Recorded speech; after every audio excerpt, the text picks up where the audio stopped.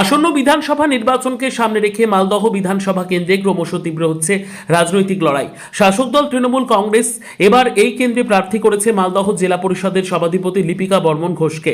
দীর্ঘদিন পঞ্চায়েত স্তরে কাজের অভিজ্ঞতা থাকায় নেত্রীকে সামনে রেখে সংগঠনকে আরও মজবুত করার লক্ষ্য নিয়েছে দল।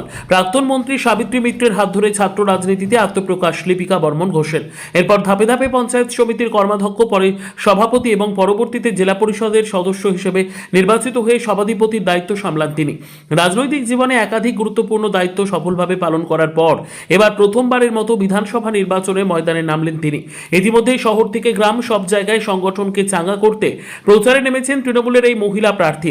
এদিন পুরাতন মালদহ পৌরসভা এলাকায় দলীয় কর্মী সমর্থকদের নিয়ে প্রচারে গিয়ে সাধারণ মানুষের কাছে ভোট প্রার্থনা করেন তিনি। লিপিকা বর্মন ঘোষ জানান, পঞ্চায়েত স্তর থেকে জেলায় কাজ করার অভিজ্ঞতা রয়েছে, একাধিক উন্নয়নমূলক কাজ করেছে। বিগত দিনে বিধায়ক এই এলাকায় কোনো উন্নয়নমূলক কাজ করতে পারেনি, তাই এই এলাকায় আরো উন্নয়নমূলক কাজ করতে চাই।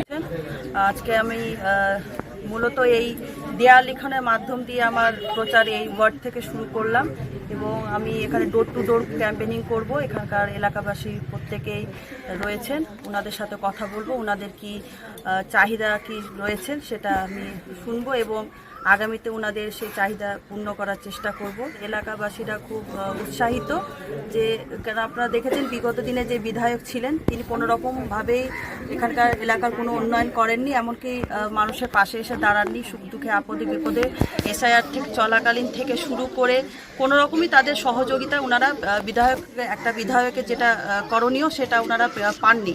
তো সেক্ষেত্রে আমি আশাবাদী এখানকার প্রত্যেকে আমাকে খুব ভালোবাসবেন এবং আমাকে বিপুল ভোটে জয়ী করবেন। অন্যদিকে এই কেন্দ্রে বিজেপি প্রার্থী হিসেবে লড়াইয়ে রয়েছেন বিদায়ী বিধায়ক গোপাল চন্দ্র সাহা।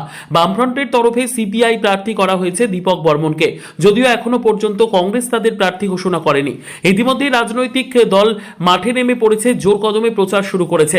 প্রচারে বেরিয়ে বিজেপি প্রার্থী গোপাল চন্দ্র সাহা বলেন, মালদহের এই এলাকা মূলত কৃষি নির্ভর, অথচ রাজ্য সরকারের পক্ষ থেকে উল্লেখযোগ্য উন্নয়ন হয়নি, তাই উন্নয়নের স্বার্থে পরিবর্তন প্রয়োজন বলে দাবি তার।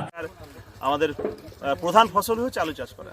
প্রতি বছরই আলু চাষ হয়, এবছর কৃষকরা আলু চাষ করেছে। আপনারা দেখছেন এখানে হাজার হাজার বিঘা জমি রাস্তার দুধারে পড়ে আছে।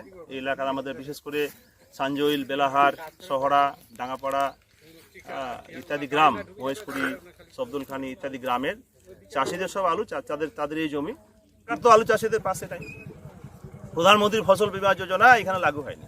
আমরা বিধানসভায় তুলে ধরেছি, কিন্তু প্রধানমন্ত্রী ফসল বীমা যোজনা যদি সরকার লাগু করতো তাহলে তারা ক্ষতিপূরণ পেত, অনেক সুবিধা পেত, তো সে সাপোর্ট হতো, তাদের কিছু তো সাহায্য তারা পেত, কিন্তু কোনো রকম সাপোর্ট নেই।